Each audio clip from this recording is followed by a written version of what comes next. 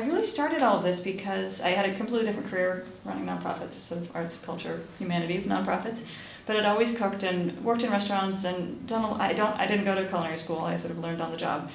And friends of mine started asking, why can you teach some cooking classes? Because you managed to come home after a busy day at the office and cook dinner in 20 minutes, and you save money, you're healthy, blah, blah, blah, blah, blah. And so I thought, well, I guess I could start trying to do that. And after I had my son, I didn't want to be in the office 60 hours a week. And so I sort of did this organic transition into teaching cooking classes. Didn't know if I would like it or not. Well, I love it. And I love to cook, and I really almost never get tired of it. Which I know, I don't expect everyone to be in that camp. But and I've really found that cooking, I think in our world, there's so much noise around food. Like, what should you do? What shouldn't you do? You have to be a chef. You have to have all this equipment. It's complicated. And I sort of feel like my sort of role within my little business is to help people shed some of that anxiety and fear and just noise around food. And that, skillet, some good fresh produce, a pantry that's decently stocked, you can cook delicious food every day, and it can be actually something that simplifies your life rather than complicates it. It takes some organizing, it takes some planning, it takes a little bit of thinking, but like much of anything we do, with a little practice, it's not that, it doesn't have to be that overwhelming. And the other thing is, you can choose things you like. Like, cooking to me is like, you get to eat these beautiful things. And I grew up with a mother who was the original, or a very cook with what you have, as many of us maybe did, or grandparents who didn't run to the store all the time because there was no store close by, or because that just wasn't something that was feasible for many reasons. So I like to try to, and I don't like running to the store when I have a first grader or second grader who's hungry and at 6 o'clock. And I think that's often the difference between feeling like you can put something on the table or not on any given night is, if you look at a recipe and say, oh, I don't have several of those things, then you throw up your hands and you, whatever, or get takeout, or all those things are fine. But if you can get comfortable knowing, like, both how to stock your fridge and your pantry, so have a few things on hand and things you like, and a few tricks up your sleeve in terms of meals that are fairly quick, and get comfortable substituting. So if the recipe says half teaspoon of oregano, you don't think, oh, don't have it, can't do it. You go, oh, I'll skip it, or I'll use something else. Or so those are all sort of pieces of what I like to talk about and how I cook. And I also think I'm kind of the laziest cook. I cut every corner I can. And I'm often in the, like, why not, is what I ask myself. Like, I'm doing this, like, the recipe maybe that I'm adapting, or says, saute the carrot, or steam the carrots, then saute them, or whatever. It's like, who needs to steam them first? Let's just saute them. Like, there are lots of things where I feel like we use our brains in other parts of our lives, but sometimes when it comes to food, we sort of shut down and we look at the page and we do whatever it says. And so I find myself being able to simplify many, many things I encounter. So there's a little bit about my philosophy. And interrupt me at any point and ask questions. This doesn't have to be very formal at all. I don't tend to think I'm going to make this recipe and go out and get everything. I tend to shop, and some people do that, and that's fabulous. But because I'm busy, have kid, blah, blah, blah, I tend to shop to restock. And then because I always have some herbs on hand. I always have some fresh vegetables on hand. So, and of course, if you're not in the habit of cooking, then that wouldn't be how you would shop. But that is a way to, so I just kind of go in all my same places or go to the farmer's market or whatever and get the few things and then figure out what to do with them. But enough talking. We'll get to all of those things. So today, it's always kind of this is funny, I was saying to Mary, it's this like boardroom, and I sit on a lot of boards, so it's funny to be here with my cooking show at your board meeting table, which is what it looks like. But we're gonna make 3 things. I love dry beans. Does anybody cook beans from scratch? That's why you wanted to get me. I ironically call them my fast food because I cook them in quantity, not when I need them, but on a weekend. I poured water over them the night before. This is all in your materials. There's a very in-depth packet of materials, so you note takers don't have to write too much, because much of what I'm saying is in there. But then I have these, they don't look so beautiful, but they're actually grown at Sun Gold Farm, which is just that way. So these are very much Valley pinto beans that I cooked. Actually, they smell fabulous, I think. And when you have them already cooked, and I do chickpeas, black beans, pinto beans, white beans, whatever your favorite bean are, maybe you'll discover you have a favorite bean and didn't know it. And then I freeze them, and then I have them ready, always. And so I'll thaw a quart here or there, and then have them for salads, like we'll make today, put them in quesadillas and burritos and a soup and refried beans, any number of things. And for lunch, I just love doing what we're gonna do today, which is we're gonna add this is all stuff that's growing right now. So we're gonna add some sweet red pepper, some onions, some cilantro. Are there any cilantro haters in the room? Hey. I hear it's a genetic thing, so no judgment attached to it. And even if you didn't like it, no judgment. And onion, and then just a little bit of feta cheese and a simple dressing of lime juice and olive oil. That's it. You can decide if you think it's good and you would want to eat it for lunch, but I happen to love it. So we're gonna make that. Then we're gonna make a grated carrot salad, and then we're gonna fry up these wonderful.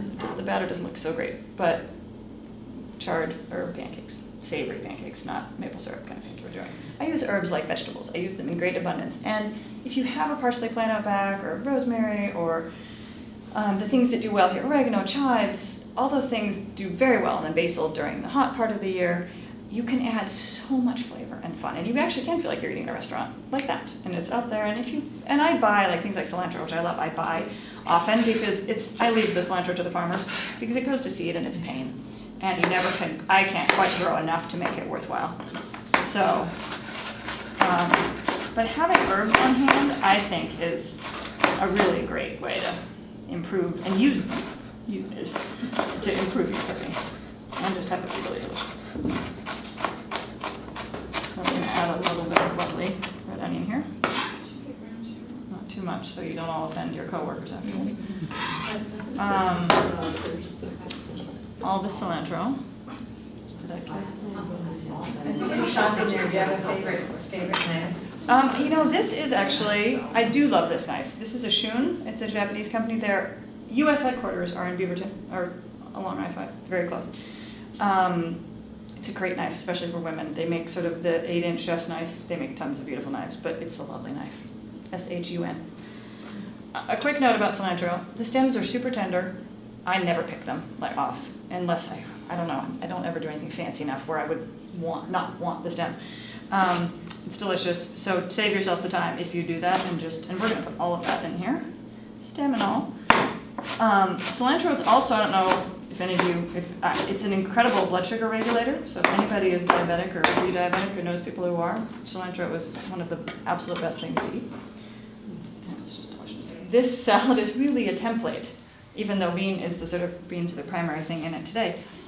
It really can be just a simple template for what you have. And in that vein of why not? Like thinking about, well, I don't want to go anywhere, but I want to eat healthily.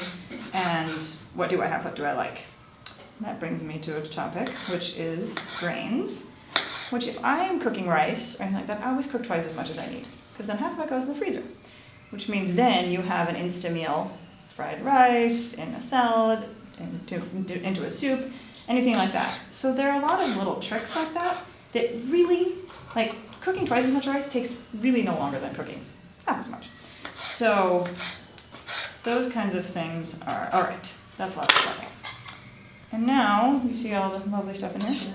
We're gonna get our lime juice. You could use vinegar, I brought vinegar. Lime juice is kind of fun with the cilantro. This is a handy dandy piece of equipment. And do any of you have one of these? Yeah. Use it constantly. Well, my husband, first time he used it, so he has this little bowl. He put the lemon, it was lemon like that, into this. And of course, all the juice went in his face. He's like, this is the stupidest tool ever. I'm like, well, honey, the holes are on the bottom. The juice wants to go out, so put it that way. So otherwise, you'll find yourself with lots of lemon juice in your face, or lime juice. So. And it does look like it should go in the other way. And feta, and salt, and pepper, and olive oil. And that's it. And put salt in it. Unless you have a particular health issue, salting your food is really lovely. And it's amazing when I teach class after class, if it's a little more hands-on and you can all taste, we'll taste it with a little bit of salt, and then we'll go around the room and then we'll put in a little bit more. And people are like, oh my God. It's kind of the difference between good food and mediocre food. Mark, as a cook, you probably season your food, right? And you taste, and you always have salt. I always have salt on the table because people's palates vary, and some people like more or less. But it is kind of amazing to see how eye-opening actually seasoning your food is at home. And it's a really simple thing to do, and if you're not eating a ton of processed food, then you can't possibly oversalt your food to detriment unless you have a very particular condition from home cooking, because they pack so much in the canned and bottled stuff that you couldn't even get near it in our home cooking settings. Certain kind of salt you use there? You know, this is a lovely, Green Southeast Portland Pasta Works carries this. It's a sea salt. It's a Portuguese, like the Flor de Sal instead of Fleur de Sel. But any nice, I think it is good to have some nice finishing salt to add, you know, for dressings, things like that. Oh, get our feta in there. It smells really good. Good. So, And what, I'm sorry, remind me what kind of beans you had? these are pintos. Just super basic. I never have a sink in my class. This is amazing. Thank you. Which means my side towel gets very dirty. So there's our salad. I will try it. You will get to try it once I deem it good. So did you freeze the beans? Did I freeze these? Yeah, I did. I have so many batches of beans going on. So these had been, I cooked them last week, actually for a catering job, and I realized I would thought one for you guys, because you came first. Let me try this. So when you freeze the beans, you just put them in a baggie and put them in your It's freezer? in there. Drain them, dry them? I have them, so back to the bean cooking. So the two most important things to do, this is all in your thing, is I cook a lot at once because they keep so well, and then you don't have to worry about not having them. And then after you turn them off, let's say these take like 30 minutes after they've been soaked overnight in just fresh water, bring them to a boil. And then when 30 minutes or whenever it seems like most of them are tender, turn them off and let them cool in their cooking liquid. That is the single most important thing you can do to improve their texture, flavor, everything. So just let them sit for a couple hours, or an hour at least. And then I strain them out and put them in containers, like larger ones of these are this size. And then I put the cooking liquid back over to the top just to protect it in the freezer. And if you're gonna make a soup or gonna want some kind of liquid that's already nutritious and literally like a broth, you can use it, or like today I dumped it because we were using it as a salad. We didn't need any of the cooking liquid, but it's just nice to, and then when you want it, it does take a little bit of forethought, unless you're gonna use it in a soup and just put it on the pan, or I don't have a microwave, but thawing takes a little bit of time. But I felt like we could do a tiny bit more, see if we can get a little more lime out of that. So yeah, these I think I froze last week, but they last. Cooked beans in that liquid last a good 5 days in the fridge. So if you think you're going to use them in that time, don't bother the freezing. And then they last for many, many, many months in the freezer, like that. So let's see if we're in good shape here. Freeze the beans. Yeah. All right, can't wait for you guys to try that. There's that. The Hillsdale Farmers Market has fabulous dry bean selection. But I would check at Hillsborough and see. I'll ask them. I don't know that they do a market there. I'm not sure. Do they still have farm right from their farm? I think they do, and you could certainly call and say, I'd like 10 pounds of your pintos. Absolutely. And they're very reasonably priced. And then there's the local Green Willow Grains, they're growing a lot of chickpeas that are garbanzo beans that are just wonderful. So yeah, there's some great sources. So actually, I'm going to get these going. This burner is very strong, and it's going to get a little warm. Okay, so these, any of you who go to my website, have you made these charred pancakes, these Southern French? They're called farceau, and the batter doesn't look so attractive in this jar, but I promise it's going to be good. This is a Southern French sort of classic dish that if you went to a market, or they would be the sort of street food that you would get.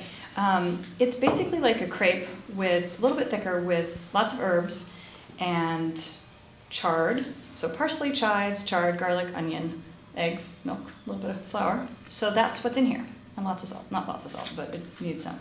So as soon as that's hot, I made this ahead of time, and you just whiz it in the food processor. It literally takes 3 minutes to throw everything in there. And then this is totally inauthentic, but we're going to make a little topping of Greek yogurt and garlic and lemon juice and olive oil to a little dollop on top. I've never done this out of a jar, but I don't see why it shouldn't work. Come on, burner. Can't have partially cooked pancakes. Part of why the batter is kind of funny looking is because the chard was red, so the stems, I think, gave it a little bit of a, oh. See if we can make this look good. Taste good, more importantly. Yeah, this is not getting hot very quickly. All right, let's make a clove of garlic. And I'm gonna cut it kind of finely. This awkward table height, forgive the bad form. Okay, so there's your chopped clove of garlic. Now, take a little bit of salt. This is gonna give it some grit, some traction. We're gonna create like a little mini mortar and pestle on the board without dirtying anything else. You take the side of your chef, sorry if you can't all see me, and then you kind of mash. And in a minute, we're gonna have a little paste here. It wasn't very much garlic. So now we have a lovely, and it takes a little practice, but, so if you don't have a garlic press or don't want to get it out, now we have this lovely little paste, and a little carrot on it. But, so for something like this, where if you're sauteing something or doing a soup, none of that's necessary, because it's going to diffuse and cook and do its thing. For a sauce, this means none of us are going to get pieces of garlic, really, when we have it. It's going to be much more nicely diffused and mashed. So it just kind of it just integrates really nicely. And we're gonna, I thought we might have even a little lemon zest in here just for fun. I love this. Anybody have one of these things? Mm-hmm. Or a skinnier one? Sometimes they're long. Yeah. Just for fun, I'm gonna do that. I think I'm supposed to be using my lemon juice for the next salad, but we're gonna steal a tiny bit for this. Oops. And a little bit. Well, that burner seems to be finally doing something. So there's our little topping for our pancakes. Our non-maple syrup.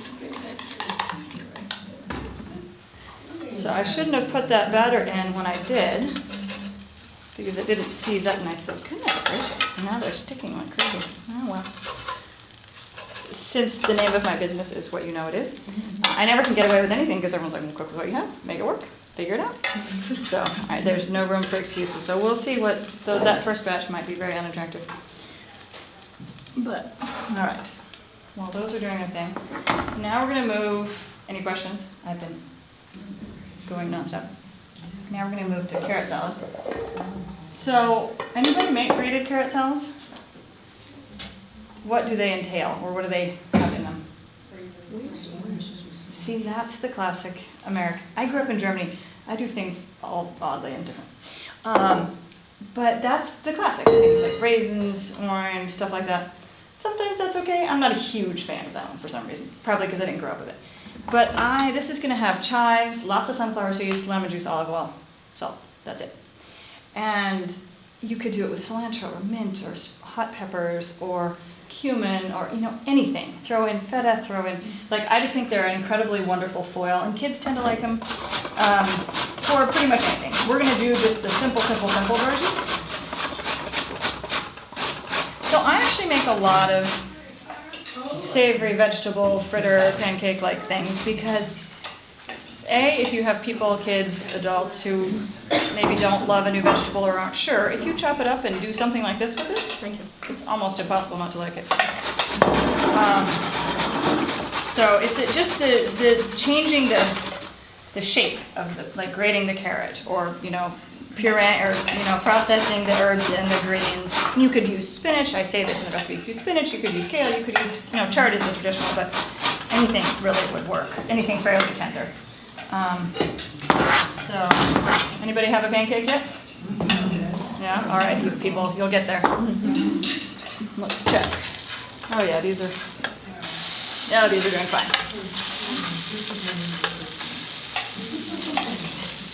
These will be ready in just a second. My burner is coming to life.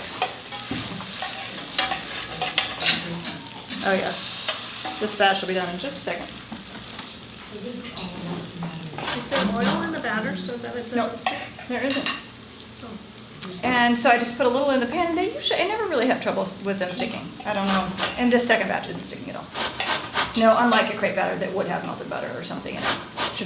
Traditionally, there is no fat of any kind in the batter. Anybody hate leftovers? Okay. So what is it about them that bothers you?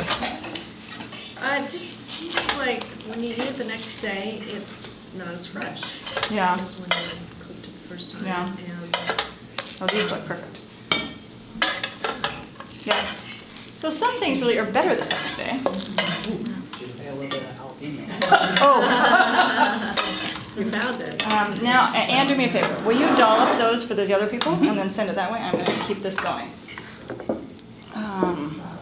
So I'm going to talk about leftovers in a minute. Because if you can make leftovers your friend, then cooking and eating real food is fabulously easy because you make twice as, you make a little extra, or you find ways to repurpose, which I think.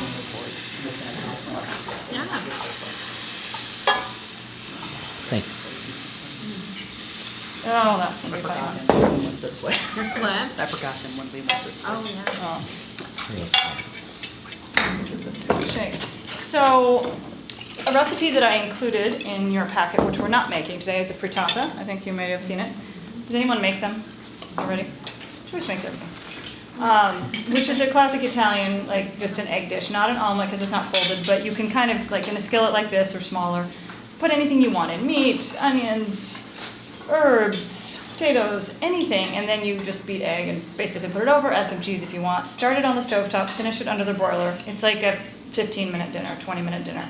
And it's definitely something I go to often. And it's one of those things that is fabulous at room temperature. It's really better than hot. You could put it between bread and add some arugula for a fabulous sandwich the next day. Like, it's one of those things that A, can use up anything in your crisper, basically. You have a stray carrot, some, it can just kind of accommodate everything and give it a new life. And, oh yes, and there are many more pancakes coming.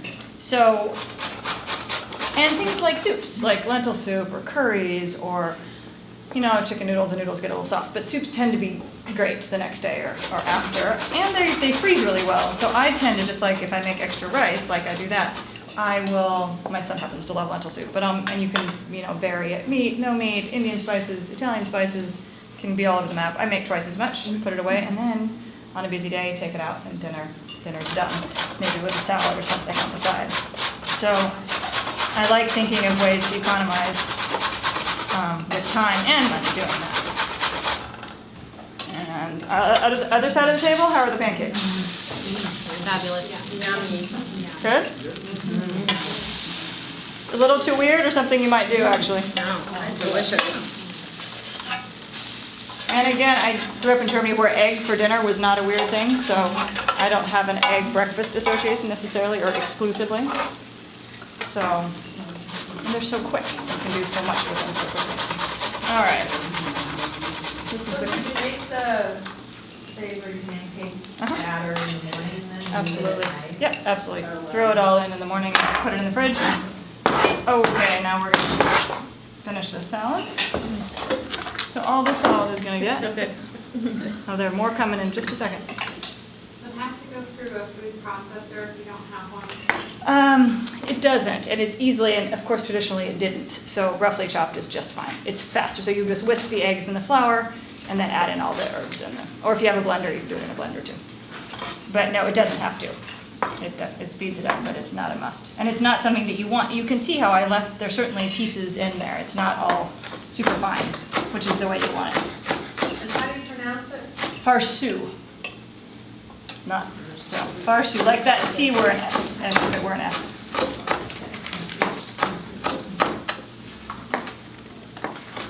And if you want some more, you can have it. All right. Carrots, chives, and lots and lots, I'm not going to do quite all, of toasted sunflower seeds. That may seem excessive. I may put in more than that. But do any of you keep toasted seeds or nuts around and snack on them? Do you cook with them, add them to salads? I love them, so I don't need to convince you of that. But I think they're just the best, and I think they make this salad. So, salt that. Lots of lemon juice.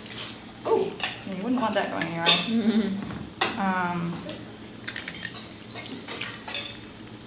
Let's see, we may need more than that. I haven't put olive oil in, have I yet? I don't think so. You use a lot more oil with everything than I'm using. Well, and it may look that way too, because I'm doing large quantities, but maybe I do. Does it seem that way in texture too? I don't know, I guess I was just gonna make it a lot. And, well, and it is something that I'm definitely pro-fat. Pro-fat in moderation, but I'm also, because actually I don't think this will seem very oily once you have it, and it's a lot. But there we go.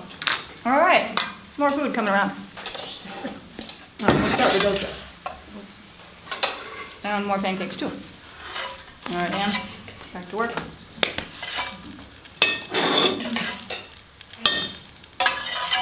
I'll leave the really ugly ones in here.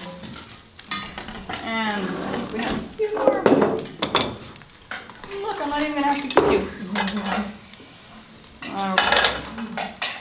And we can talk a little bit more. So I will talk about oil and measuring and things like that. All right, there are gonna be 2 more of these. So is everyone feeling like they're getting enough? All right. Okay. I'm gonna try this. Make sure I'm not. I had one on the last round, so Okay. go ahead. Okay. So, oil.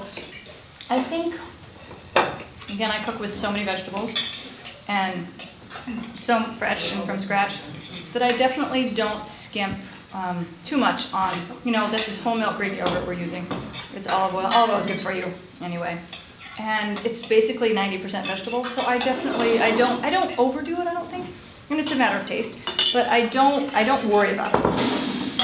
Because that it's important for your brain, it's good, it also is going to make you feel full after eating a lot of vegetables. I'll just go step by step by the way I work the bean cooking into my routine and make it so that it feels like not a lot of work.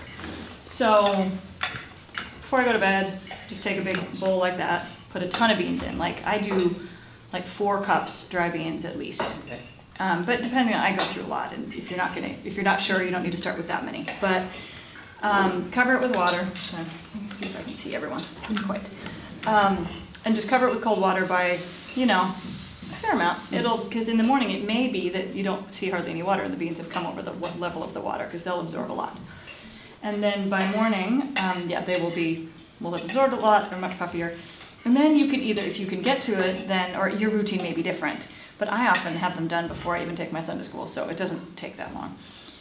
But you could do it do the opposite. And before you go to work, put water over it, and then in the evening, when you're cooking something else, when you're making dinner anyway that doesn't involve beans, do it at that time. Because you're at the stove anyway, and they don't need any attention really, but you do need to turn on the stove and, turn them down. So whenever it is you do it, then drain them. Some people cook them in their soaking water. I tend to ditch it. There's some theory that if you ditch the soaking water, you get rid of some of the gassy making stuff. So then... So you can either drain the cold water or not, or cook You with could it. cook with it, so either way, but I tend But to just drain. add some more water so it can boil? Definitely. So you Okay. drain them, and then you put them in a pan, and then cover them again by an inch or so with water. And be generous. And especially chickpeas soak up a ton. And then bring them, and I add a clove of garlic, a bay leaf, and a chunk of onion, which gives them tons of flavor. You can omit that too. Okay. But that means these beans that we started with were kind of flavorful to begin with because of that. So bring them to a boil, and then turn them down so they're just, and if they're boiling a little harder, whatever. But you don't want them just going crazy the whole time. Then turn them down, and then for something like those pintos that are decent sized, and if they're local, I know they're within a season or two. If you buy dry beans off, bulk bins or places, you'd never quite know how old they are. And if they're really old, they can take a lot longer to cook. I'm so in my local bean routine that I haven't cooked. I actually cooked black beans out of the bulk bin and they were fine. But if they take a really long time, they're just plain old and you can ditch them, which is too bad. But so then cook them so for the pintos it was 30, 35 minutes. For black beans it's less. And especially since I use them in salads a lot, I do cook them, I don't cook them into mush, I cook them so they keep their shape. And you can use them in lots of different ways, and then you can still add them to soups and simmer them for quite a while, and they'll keep their integrity. And different beans do that more or less well, and sometimes you want them to break down and be a little softer. So then, then when you're cooking them, often it seems like one's still a little crunchy and one's falling apart.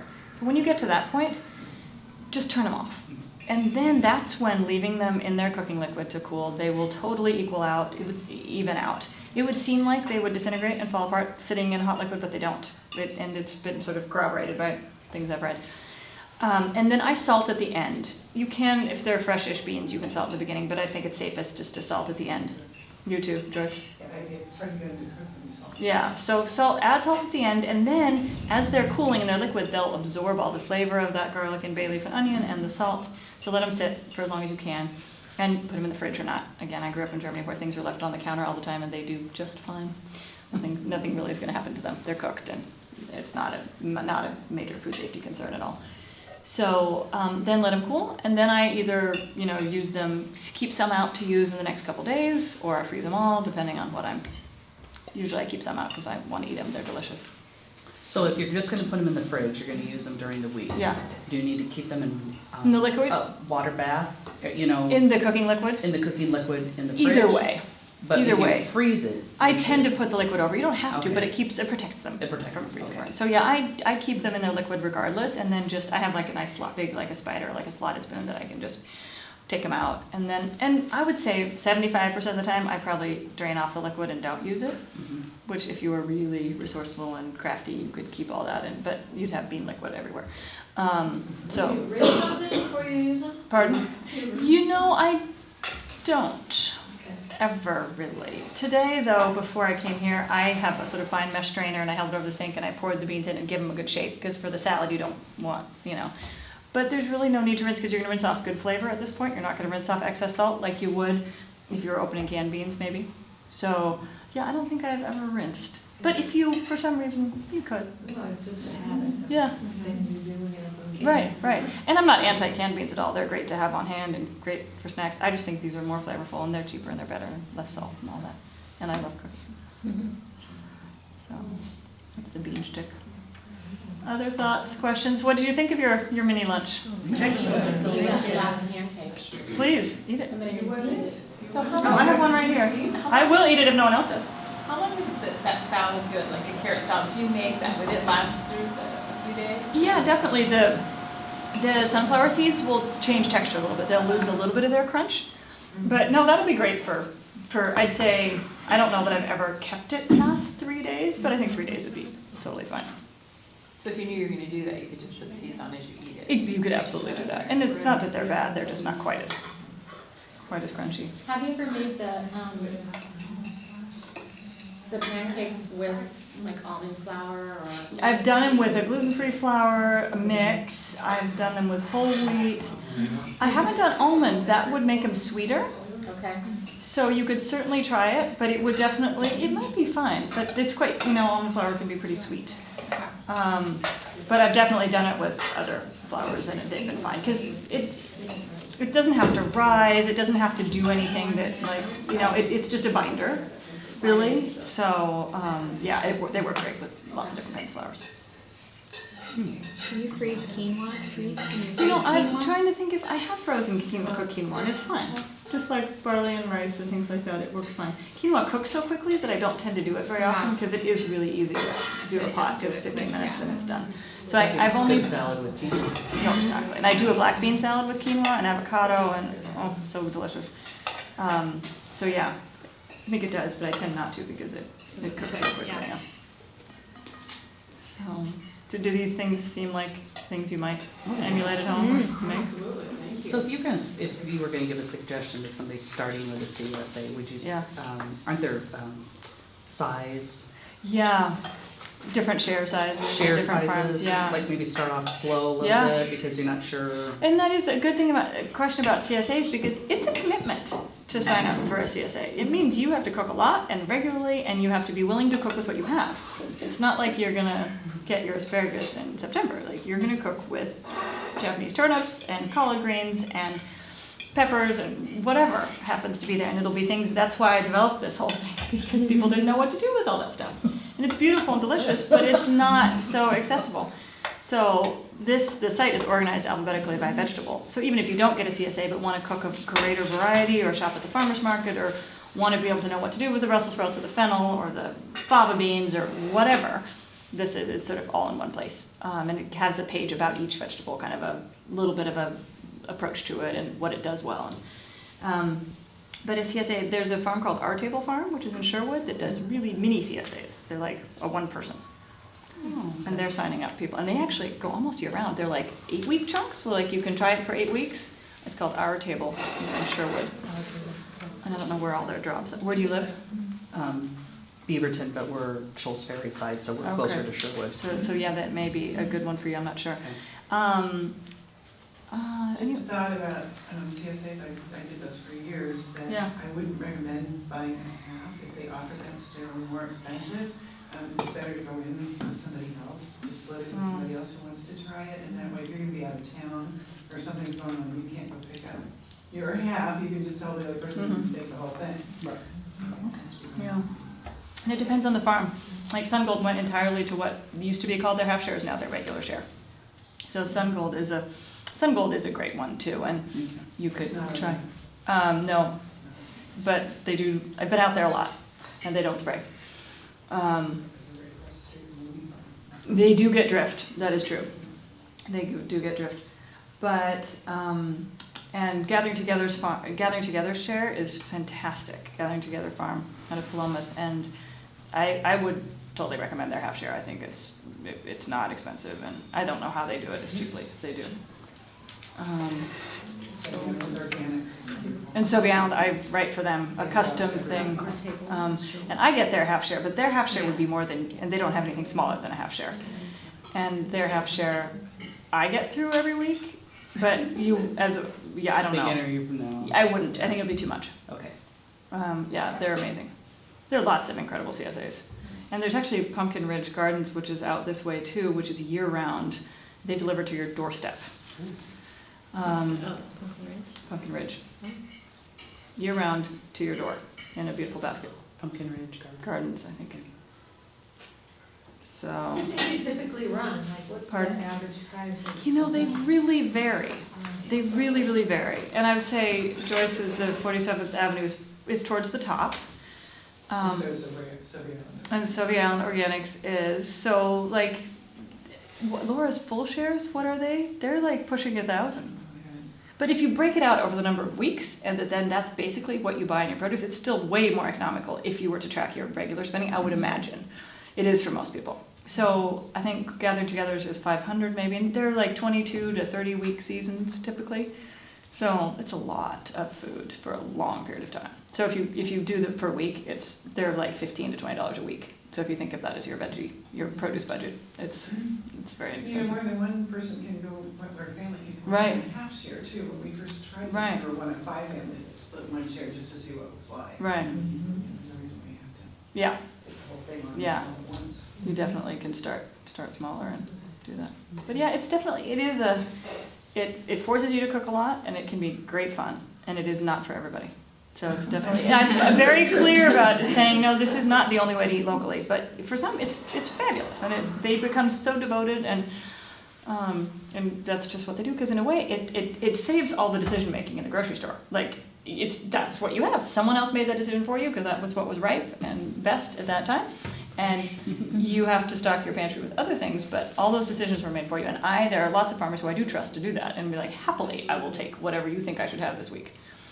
And you will probably get the best, freshest produce, generally, unless you're at farmers markets at those same farm stands or other things often. But, yeah. Very fabulous. Thank you so much. Thank you.